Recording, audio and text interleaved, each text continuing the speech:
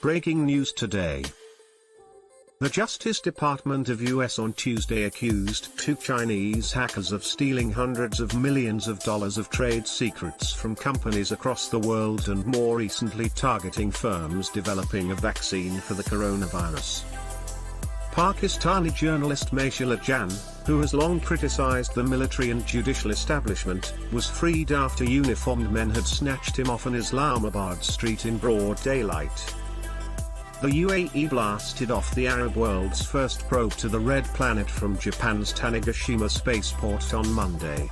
China is next in line to send its spacecraft to Mars, followed by the United States.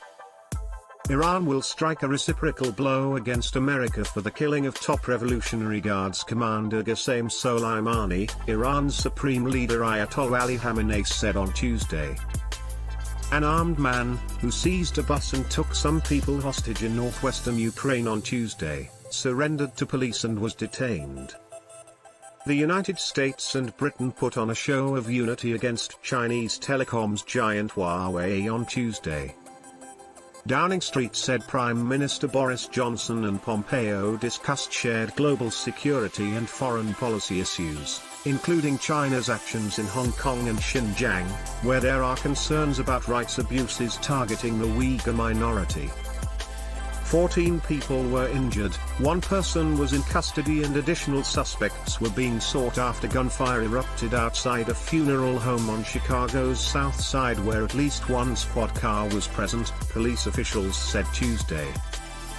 New Zealand Prime Minister Jacinda Ardern sacked a senior cabinet minister Wednesday over an affair with an ex-staffer, amid heightened scrutiny on lawmakers' behavior ahead of a general election in September.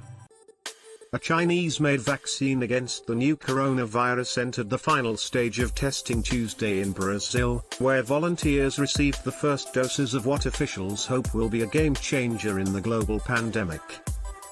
The dam at a small reservoir in China's Guangxi region gave way last month after days of heavy rain in a collapse that could be a harbinger of sterner tests for many of the country's 94,000 aging dams as the weather gets more extreme.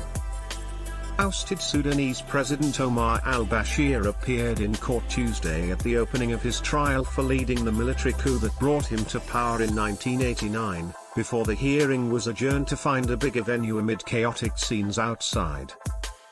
An earthquake of magnitude 7.8 struck off the southeastern coast of the Alaskan Peninsula on Tuesday, according to the U.S. Geological Survey.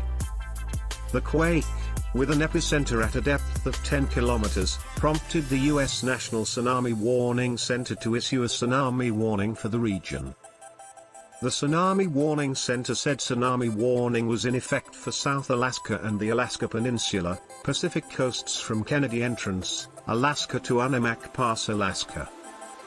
The World Health Organization said it is facing a serious funding gap to battle the new outbreak of Ebola in remote corners of northern Congo amid the global COVID-19 pandemic.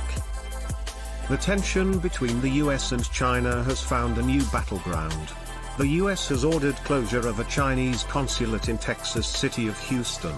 China has called the move as reckless and dangerous.